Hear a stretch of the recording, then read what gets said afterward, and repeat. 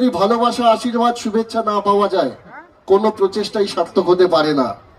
আপনাদের প্রচেষ্টা রয়েছে, আমাদের প্রচেষ্টা রয়েছে, এই পল্লী উৎসব কমিটির প্রত্যেকটা উদ্যোক্তাদের প্রচেষ্টা রয়েছে এবং সার্থক হয়েছে তখনই যখন আপনাদের সমাগম প্রত্যেকটা বছর বেড়েছে এবং আগামী দিনেও পারবে।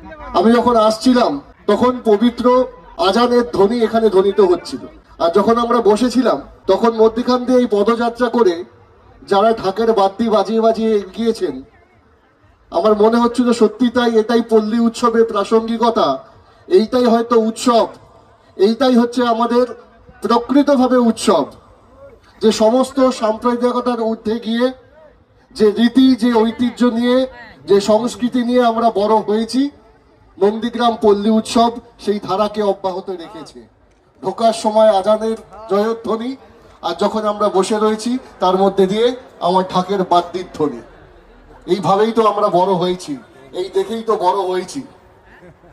কিন্তু যারা ধর্মকে সামনে রেখে মানুষে বিভেদ সৃষ্টি করছে, বিচ্ছেদ আনার চেষ্টা করছে, যারা প্রত্যেকটা খেলাকে, প্রত্যেকটা মেলাকে বারবার কুলসিত করার চেষ্টা করছে, তাদেরকে আমরা বলি আসুন নন্দীগ্রাম পল্লী উৎসব থেকে দেখে যান যে সাম্প্রদায়িকতা দিয়ে কিচ্ছু হয় না।